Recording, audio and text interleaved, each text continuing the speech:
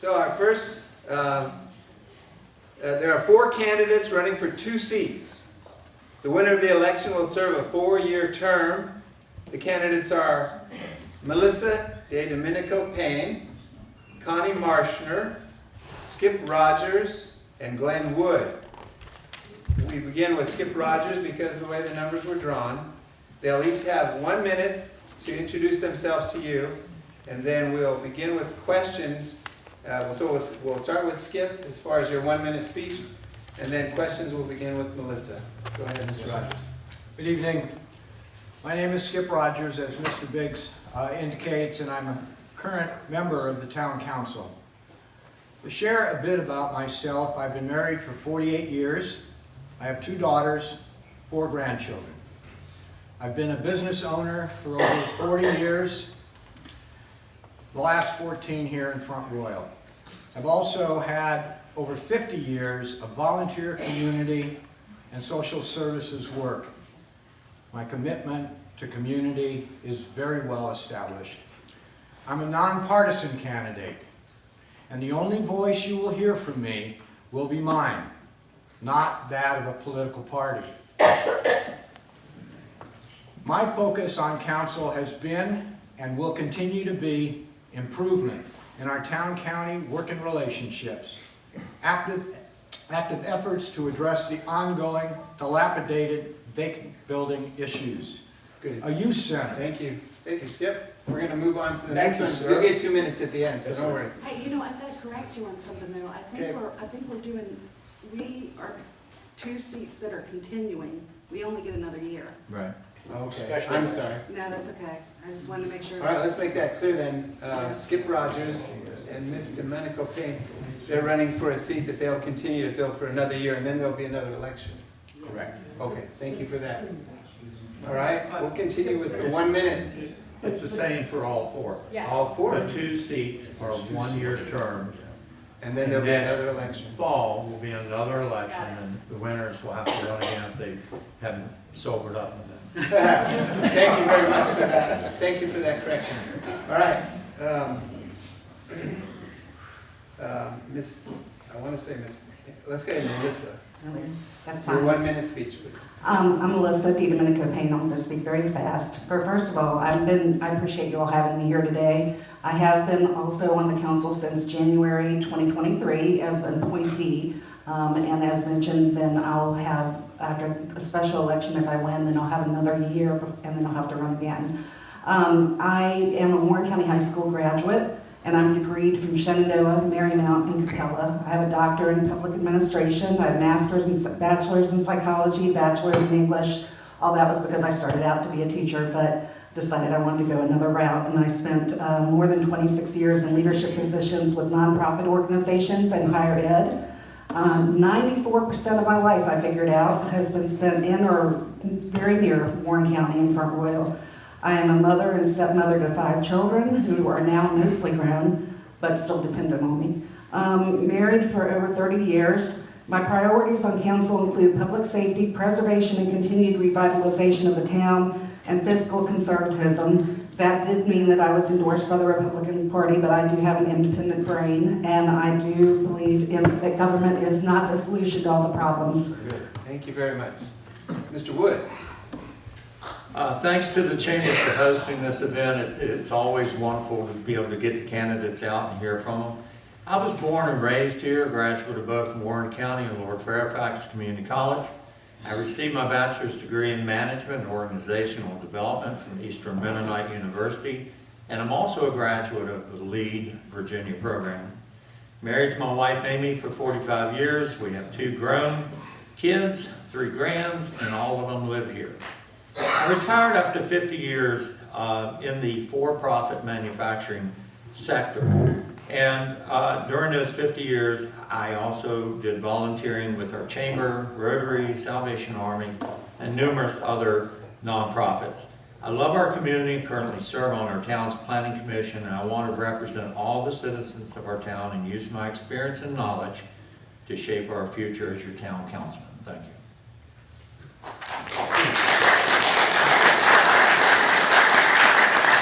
Ms. Marshner. Thank you very much. Good to be here. Thank you for sponsoring this chamber. I'm Connie Marshner. Like Melissa, I trained as a teacher. Like Melissa, I never actually used the skills. I worked on Capitol Hill instead. I grew up in the U.S. Navy, so I probably lived in 32 houses in my life. Came to Front Royal. My mother moved here in 1980. We moved the family here in 1995. My husband had been teaching here since 1977 when Christendom College moved here. He was one of the founding faculty of Christendom.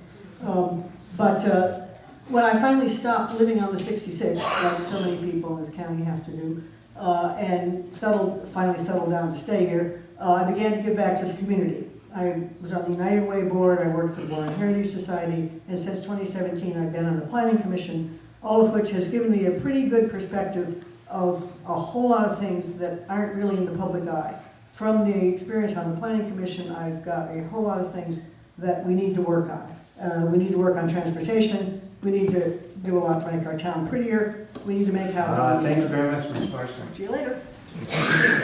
All right, now we're going to start with the questions. We'll start with Ms. DeDomenico-Payne. Question number 1. What do you view as the most pressing needs or concerns for the town of Front Royal? So the first one I would say is just economic sustainability, to have a livable community where people have access to education and nearby access, so we don't have to commute down 66, as Connie mentioned. Another one is public safety. That's important to me as well. We know that we have a drug problem that we're still working on, but it's also about making things safe for people, whether it's sidewalks, whether it's roads, for people who are disabled. We want you to be able to just not only have crime, but also have an infrastructure that's safe for you to live in and pursue whatever you need to pursue. Thank you.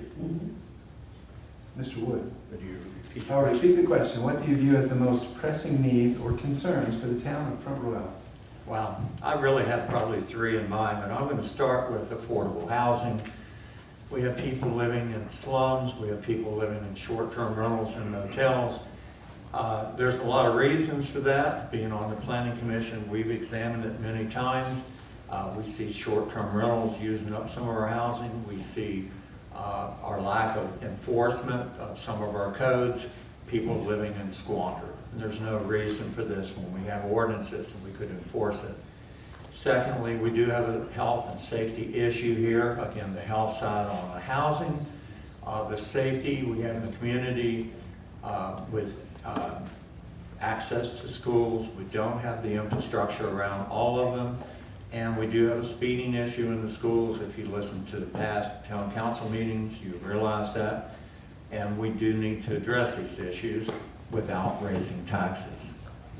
Thank you, Mr. Wood. Ms. Marshner, what do you view as the most pressing needs or concerns for the town of Front Royal?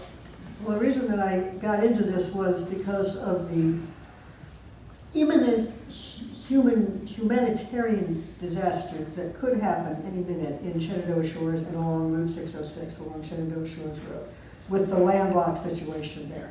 For 20 plus years, some people say 30, the town has been talking about building an east-west connector to break the landlock and to give another way out of that area, which is pending a lot more redevelopment, a lot of new residential development. Until that's got to happen. And I want to be the gadfly that makes that happen. So that's the first transportation issue. Making the trolley work for us is a second issue. The trolley doesn't take a whole lot of people to and from work. We need to look at that and focus on that and work with businesses that have a lot of employees and figure out how to do that. I agree totally with what my colleague here was saying about the take another look at the short-term rental issue. Let's get. All right, thank you very much for your time. We're going to go on to the next question. This will start with Mr. Wood. Mr. Wood, there is much discussion about the needs. Skip. You have one more question to answer. I know I'm short. Don't skip it. Yeah. All right. Skip, what do you view as the most pressing needs or concerns for the town of Front Royal? I don't think there's a single issue that's facing us now. I think we're going back a number of years, that was indicated, regarding transportation issues that directly relate to development issues. I think we have serious challenges with development in this community. We're growing, but the growth that we're seeing is stymied. We have a development of several hundred homes, for example, that has been on the council's agenda for 18 years, if you can believe that, and we still are struggling over that. We have issues over infrastructure that really impact all of that as well. We have influences on roads, we have influences with schools, with development. We have challenges with water, as we've just seen over the last few weeks. All of these things we need to look at in terms of a long-term plan. As a businessman, I can't believe we don't have a 3 to 5 year plan of execution in the community. Thank We you, have Mr. a development plan. Thank you very much. I apologize for jumping the gun. Question number 2, we'll start with Mr. Wood. There is much discussion about the need for affordable housing in our community. Do you believe there is a need, and if so, what are your ideas for addressing this need? Well, obviously from my previous comments, it's one of 3 things I'm passionate about. There's ways to address this. We have not built an apartment building here in best I can figure 20 plus years. And one of the things that we need to do is look at our zoning ordinances and see if we can't open up some land for this type of development. We have teachers coming here making $50,000 a year, and of the 50 plus new ones that came here, only half of them could find a place to live here. So we have to address this. We can take some of these lots that are infill, we can put smaller houses on it. We don't need a McMansion out there. People need a nice house with 1 or 2 bedrooms, maybe 3. This can be done with the town changing some ordinances and getting our local builders involved. Thank you, Mr. Wood. Ms. Marshner, there is much discussion about the need for affordable housing in our community. Do you believe there is a need for it? And if so, what are your ideas for addressing this need? There is a great need for it. Front Royal should be a place where you can start out and move up in your housing situation and be safe and comfortable and affordable. And some things can be changed with zoning. We need to also change some zoning regulations so that people can age in place more easily than they currently can. Start out and age in place. Getting affordable housing does not mean having to get government involved. That government is best, which is closest to the people. It means getting the private sector involved and making the will to do things. We do need to get housing that people can afford to live in. We also need to deal with blighted buildings. We've got the ordinance there, but we're not able to enforce it because the resources haven't been allocated. The housing, if we can't solve that problem, we're not going to be able to become the town we want to be, because we're not ever going to be a city of McMansions. We have to recognize who our population is, what the income level is, and get housing for them. Thank you, Ms. Marshner. Skip, I'm not going to skip you this time. There's much discussion about the need for affordable housing. Do you believe there is a need, and what are your ideas for addressing this need? I absolutely believe there's a need for housing. I deal with it with my nonprofit almost every day. I'm dealing with housing issues. One of the things we need to take a real serious look at, and it does impact zoning, it impacts individuals in our community that are landowners, homeowners. We have dilapidated buildings in this community. I moved in here in 2009 with my office on Chester Street, and there are still dilapidated buildings, the same dilapidated buildings that were there in 2009 that are still there. We absolutely have to address the issue.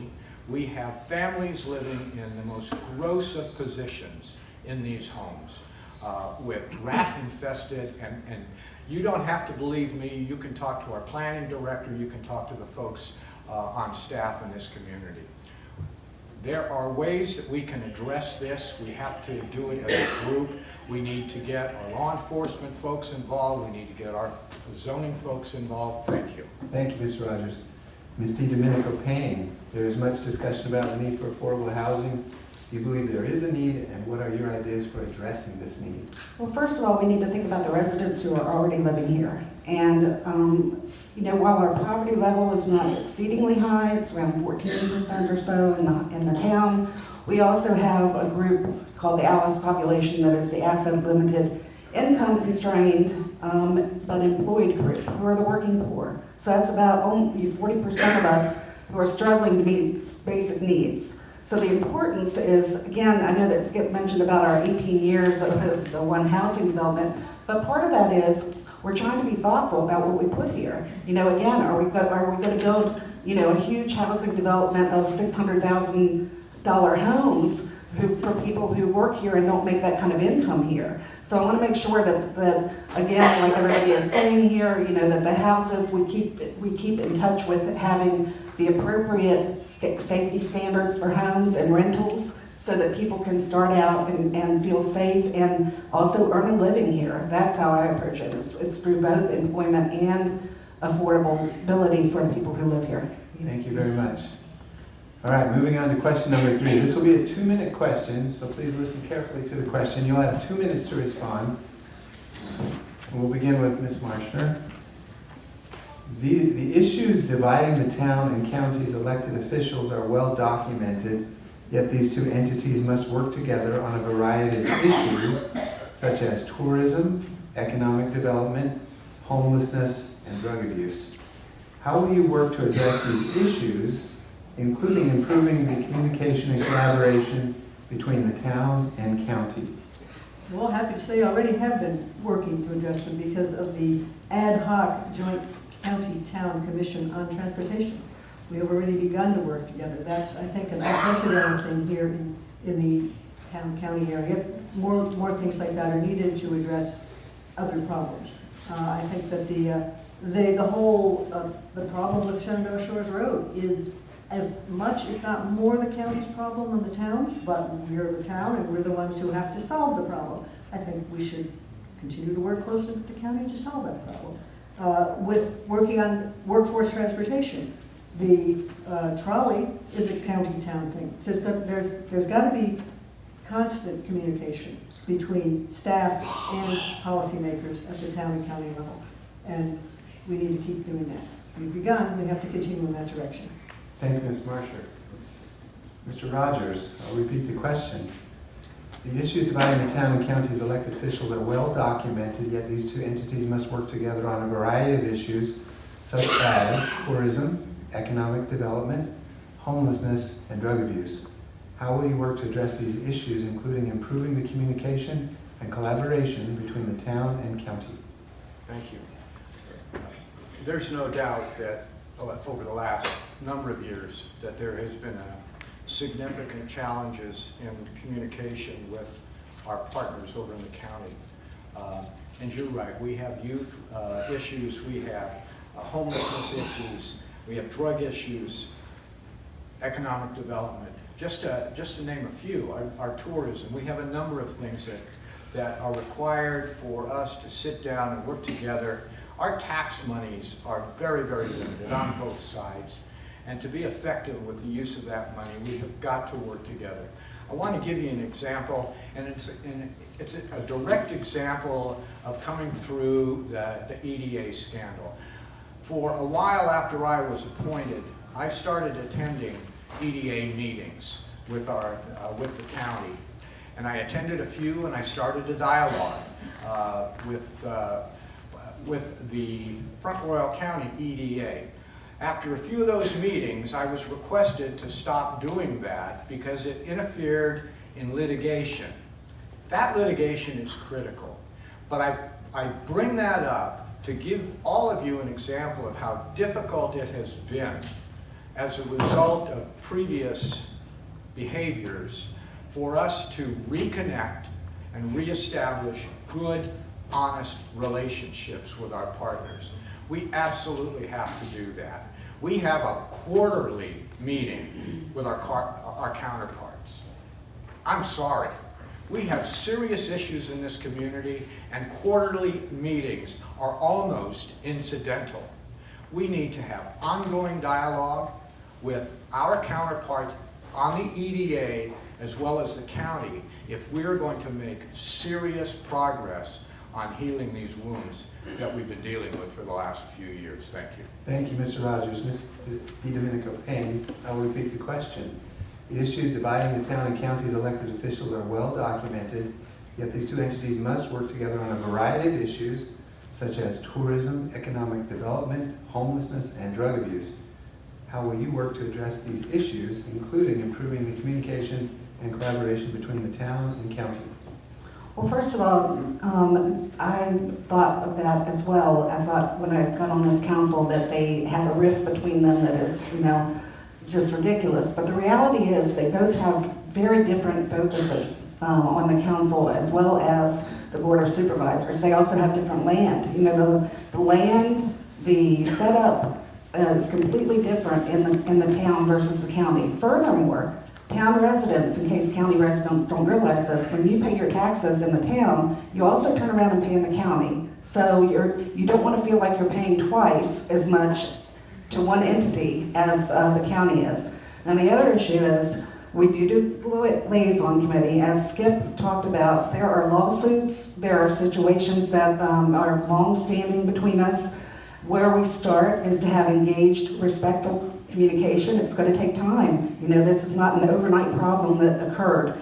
We do have connected interest, but at times we have unique interest, and sometimes we need to stay in our own lanes as well as also figure out how to negotiate. And so it's not always possible for us, particularly when there's lawsuits on the table, to be in the room together. It's just not feasible. But again, we don't consider the county our enemy at all. In fact, we try to have opportunities socially with them and opportunities where we are building these relationships and coming together where we can. Sometimes it's not feasible, but what we can also do is continue to understand the differences that are between each other. Good. Thank you very much. Mr. Wood, the issues dividing the town and county's elected officials are well documented, yet these two entities must work together on a variety of issues, including tourism, economic development, homelessness, and drug abuse. How will you work to address these issues, including improving the communication and collaboration between the town and county? Well, anybody who lives in the town like we do, we're also county citizens. So to be adversarial towards one another does nothing for either side. When the town wins and we get a new business downtown, all of us win. When the county brings in new industry, guess what? We all win. There needs to be cooperation, participation. The town has water, sewer. The county has more land than the town, but yet we have the areas for some development. When you talk about working together, a recent planning commission issue in the county is rezoning 400 some acres from agricultural to industry and commerce, or commercial, out on the 5.2 corridor. Well, who do you think is going to have to provide the water and the sewer for that? We do have a water issue right now. We can produce 5.5 million gallons a day, but we can only, right now we're only drawing 2.5. Where are we going to get the water? That's got to be a problem. The council, when they came in this year, killed an agreement that had been ironed out with the county to take over tourism and fund it. I wasn't privy to that. I just started on the planning commission, but I would dig into that because the county should be funding it. We're all county citizens, okay? Drug abuse, there's been a lot of work on that lately. I know the police department, sheriff's department works on this constantly. We do have now, finally, police working with the drug court that's been empowered here. And we also are getting housing for some of these people. They are ill, they are sick, and we're helping in their recovery. The EDA, all I can say is we shouldn't be suing ourselves. We should be working together. Economic development is good for all of us. Thank you very much, Mr. Wood. All right, moving on to question number. We can have a little applause between questions, that's fine. All right, question number 4, we'll begin with Mr. Rogers again. What is your vision in terms of growth and development within the town limits?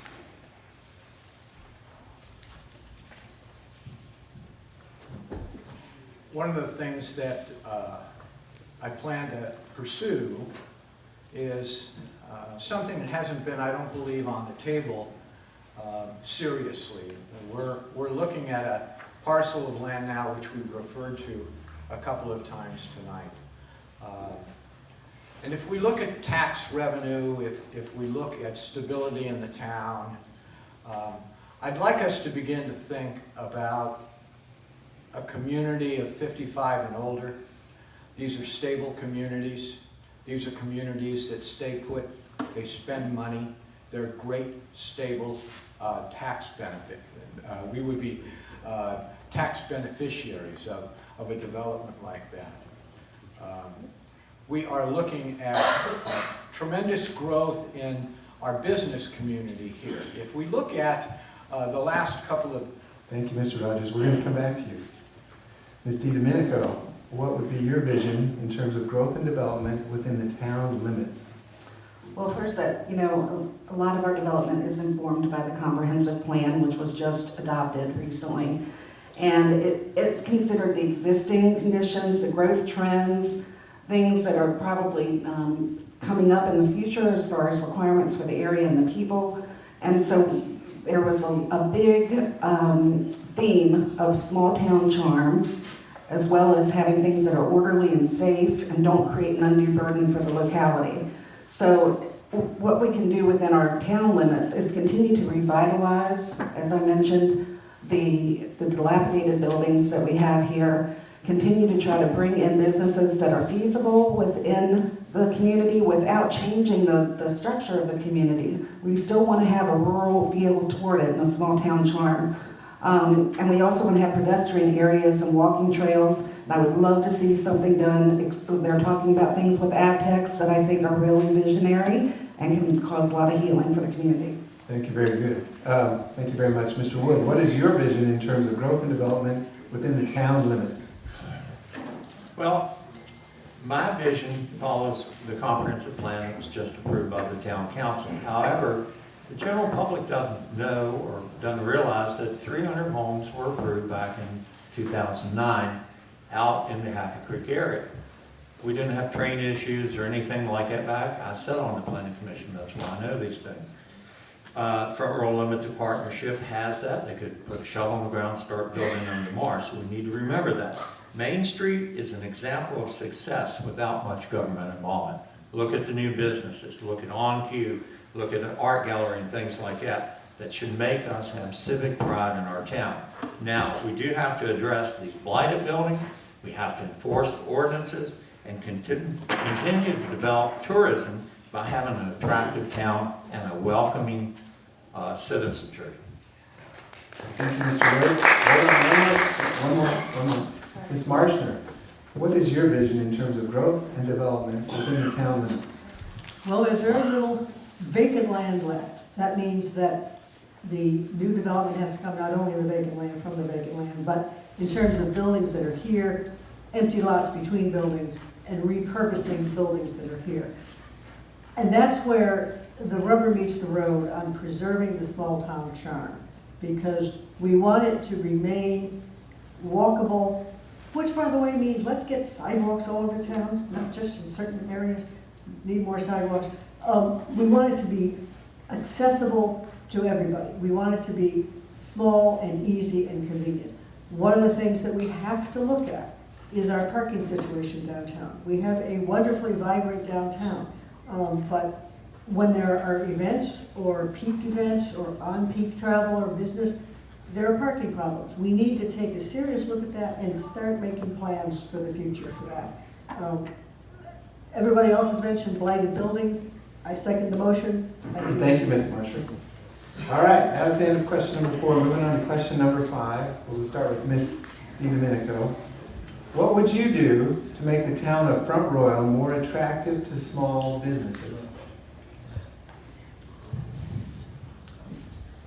Well, first of all, I would look at the zoning that we have and continue to implement again, as I mentioned, the comprehensive plan. We want to, when you come in the entryway, right now you see the trellis, which was recently opened, and it adds such an ambiance to town. You want to have your town be proud of the residents, to be proud of where they live, but also people when they're driving through to say, wow, this could be a place where I could start a business. I think that we'd be open to businesses by offering incentives, if we can find incentives, that we can We can again work together on economic development partnerships. Again, we are doing with Frida. We're starting that back up to where we're looking at our possibilities of starting new businesses and looking for businesses to recruit.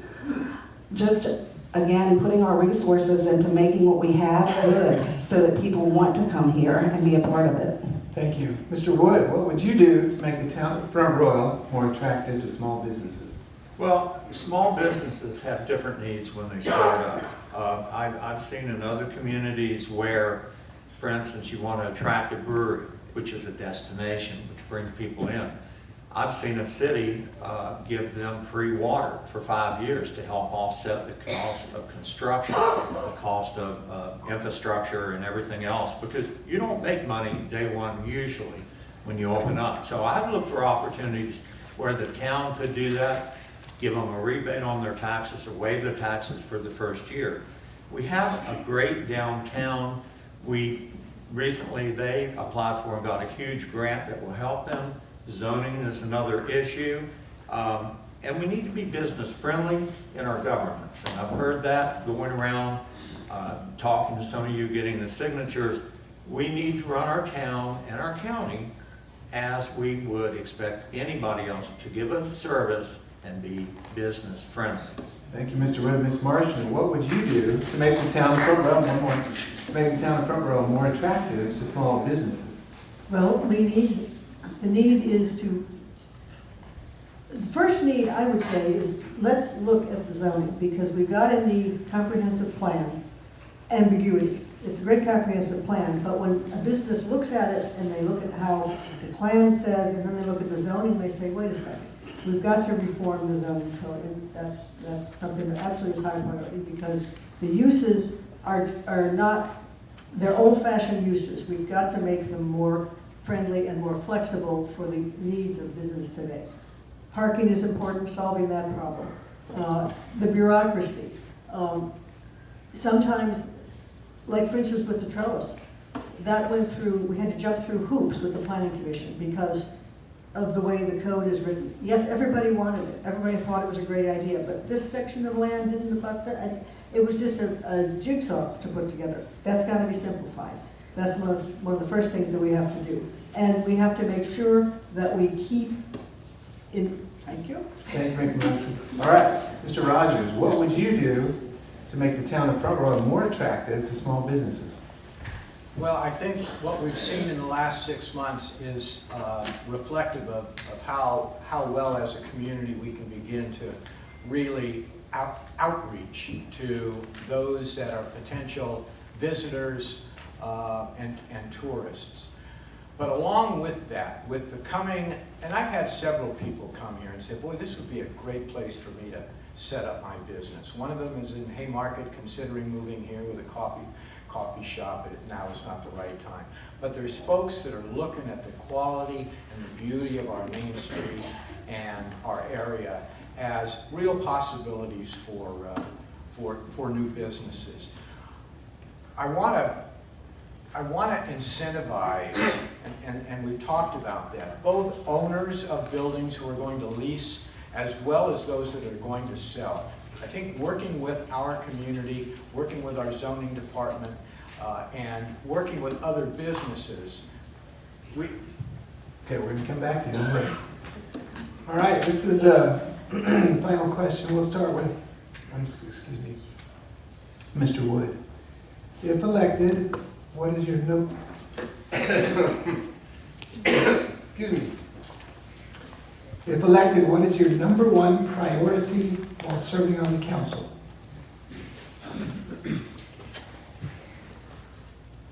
To make it a more functioning body of government for the people. I think using experience and people working together, we can accomplish so much more than what we are currently. We can do it more efficiently, more effectively. And when you have better government, usually the result is shown in the community with less hassles with ordinances and things like that. But the council has to work together. They have to have a common vision, a common goal. And it's not up to me to direct it. It's me to be one of 6 people, hopefully, that will lead that and get us focused on the future, not about, well, we need a stop sign here or that. We have staff to take care of those issues. Let's get down to good governance and let our staff do their job. Thank you. Thank you, Mr. Wood. Ms. Marshner, if elected, what is your #1 priority while serving on council? I've already talked about transportation. I think avoiding the humanitarian disaster out in northeast part of town is probably my first particular topic. But in general, I think we need to have better public communication with politicians. There is no ombudsman, there's no function like that in town. And the public, my experience, at least with planning commission, which I've been on since 2017, is that people don't know what's happening until all of a sudden at the last minute they panic. We need to have better communication. We need to get the public more involved and more informed. That's hard to do, but it's got to be done, because only when there is really good communication between the governing and the governed is there going to be harmony. And there's a real risk of polarization, certainly in the nation at large, but also in town on little things. So we've got to maintain much better communication. Like Glenn and everybody else, I do think we have a great staff in town, and let's let them do what they're meant to do, and let's let the focus of the town council be the big vision and the future. Thank you, Ms. Marshall. Mr. Rogers, if elected, what is your #1 priority while serving on the council? For me, it's really tough to pick one thing, but if I look at the 4 or 5 things that are very, very important to me, I look at the one that has suffering associated with it. I choose the one that shows the most immediate need, and that's the dilapidated buildings, that's the drug abuse, that is the homelessness, that is the insecurity of these buildings and their impact on our town. I really believe we need to address that issue. If you look at redevelopment, those are the same places. We don't have a lot of growth potential here in town, as has commented, but we do have buildings that can be redeveloped for those in need, for affordable housing, and for housing that can take care of these families that are really suffering in very, very substandard ways. Thank you, Mr. Rogers. Ms. DeDomenico-Payne, if elected, what is your #1 priority while serving on the council? There's a broad priority of trying to keep this community livable and pleasant and hopeful for the people who live here. It's more of an approach that I have than to say, I'm coming in because I'm mad about this, or I'm coming in because I want to change this. I take every issue and I look and examine it and I think about it, and then I decide how I'm going to act about it. And I try to think about everything in a system. You know, everything has consequences. So if we make one decision, it has exponential impact, not just here on the people who live here, but also our neighbors and such. So it's more of an approach that I have, which is, I guess, like he was saying, an approach to governance, but it's really a time. You don't know what's going to come before you with this council. There's surprises all the time, and you have to be the kind of person who can examine a lot of information and reach out to the people and get information if you don't have it, and make decisions. Thank you very much. All right, each candidate will have, oh, good, thank you very much. Everybody has answered this question. Oh, can I not? Mr. Wood has chosen to use his rebuttal cards. Not Yeah, 1 minute. It's not a rebuttal against what Melissa said. It's a rebuttal against our current town council. They talk about it, yes, they investigate it to death. At some point in time, you have to make a decision and go on. And this council struggles with that. I hope with my business experience, my HR background, and my common sense that we can move forward, not debate speed cameras for 5 meetings. That's just ridiculous. Yeah! Vote it up, vote it down, and move on. Thank you. Yes! All right, thank you very much. Now, let me reiterate, there are 4 candidates here running for 2 seats. The winner of the election will serve a 1-year term. We are going to have, each candidate will have 2 minutes of concluding remarks. We will begin with Ms. Marshner, and we'll go in order from there. Okay, well, thank you very much. I'm a constitutional conservative running to make Front Royal a better place to live, to start out, to raise your family, and to age in place. That's my goal. I think that we need to achieve that through reforming our transportation, working on the beautification and the small town charm of our town, and making housing easier, making it more accessible, making it more available, making it more affordable. I would encourage you to go visit my website, conniemarshner.com. Not tonight, it's going to be ready tomorrow. Go tomorrow, find out more. I have a chance to write out there.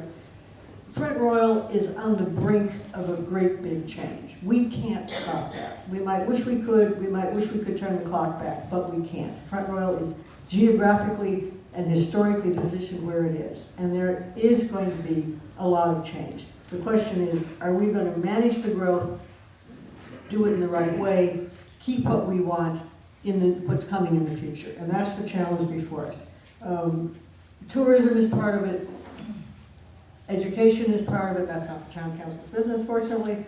What we do downtown and how we build the infrastructure that's going to make it possible for us to grow. I'm a practical sort of person. I'm the world's I'm the uncandidate. I'm not the kind of person who goes around shaking hands and slapping backs. I have to meet you 4 times before I remember your name and your face. So I'm a policy type person. I deal with the issues, I examine the issues, I do the research on them, I look for the unintended consequences something will have. That's the kind of person I am. I'm a researcher and I have a lot of experience in a whole lot of public policy stuff. So I'm different from your regular politician. And also, I'm not looking for another office. Thank you, Ms. Marshner. Mr. Rogers, 2 minutes. Okay, well, in closing, I'm a conservative, I'm a veteran, and I'm nonpartisan. And I'd like to reiterate some of my comments tonight that really do reflect who I am as a community member and just as a person. My work in community has been long-standing. I have shared many, many years in volunteer and social services, working with people in need, and working with organizations that work with people in need. My 40 years of business experience have provided me an opportunity to understand businesses, contracts, and I've been able to use that every day in my work here in town. And if I share, and I do share, a considerable amount of what my colleague Glenn has said. If I share anything, is we need to start getting things done. I addressed it rather distantly when I said we've worked for 18 years, and yes, there are reasons why things take a long time. But you really have to look at why not only one thing doesn't get done, or 2 things doesn't get done, or a building is still as dilapidated in 2023 as it was in 2009. I think it's a leadership issue. I think it's issues over the governance, and it's issues that we need to change. And this is the best opportunity that we have, I believe, in years to begin to change the leadership and the politics of Front Royal. Thank you very much. God bless you and all your and your family. Thank you very much. Ms. DeDomenico-Payne, you have 2 minutes. Sure. So I consider my strengths creativity, problem solving, lifelong learning, and a determination to survive and overcome obstacles as they arise. That's why I consider it Front Royal home. Front Royal has been through a lot in the 50-some years that I've observed it, and I believe it has great places to still go. I've been down on Main Street and seen the new businesses pop up. I've also seen how homeless people hang out by a 7-Eleven all during the day because they don't have a job and don't have a place really to go. I have some of my work on the side. I do grant writing for a living right now, but I also have a side business where I help to write the grant that got the mental health docket in Winchester, and I also did an extreme evaluation of all of the recent money that was given out to written mortgage relief as a result of COVID. And through that process, I saw that there was a lot of waste, fraud, and abuse happening with a lot of money. And the reason why I say that is because I think it's important that you understand that we do have some deep-seated social problems, but I've learned over my years with nonprofits that the best thing that we can do to help with that is, again, to create a community that is hopeful for people, where they feel like they can get ahead, where they can have a life that, a safe place to live, and to have a nice job where they can move ahead and access to education. And as a town council member, I know that things take longer than business. I know it can be really frustrating, but I'm not going to sign things before they're buttoned up. And so I've seen a lot of contracts come through. One of them was tourism. The timing and the problems with the contract were why I did not vote that forward. It was nothing personal. It was, it's just a reality of, if you don't make sure things are buttoned up appropriately, then you put the whole town at risk of, and the residents of paying more than they should. Thank you very much. Mr. Wood, you have 2 minutes. Why vote for me? Well, I'm from here and I'm passionate about our community and its future. Please look at past Planning Commission videos. You'll see how I think and how I make my decisions. With my extensive leadership in starting up 3 manufacturing plants, I'll use my years of business experience for our town. With a great town staff, we must not micromanage them while ensuring business is conducted in a timely manner. My human resources background ensures a balanced, people-first approach in governance. I look for a win-win solution to problems. I'll bring out-of-the-box thinking to solve problems, buying a trash truck with an arm on it instead of 2 guys riding on the back of it. What does that do? It eliminates 2 employees per truck and a physically difficult job with high turnover. Those same employees could then be used in other departments through the town, because we're always trying to hire people. I understand our issues. I pledge my commitment to work for the health, safety, and welfare of you, our citizens. I work with planning and zoning to attract more affordable housing, including much needed apartments, and work with groups like Habitat for Humanity, which has a plan now to take an area of our town and redo it. I support new business growth and the creation of jobs while keeping our taxes low. I look forward to working with our county partners for our mutual success. Early voting begins tomorrow, and I hope to see you at the polls. You can follow me at www.glenwood, Glenn with 2 N's, woodva.com. I humbly ask you to vote for me for town council. Thank you. Thank you very much.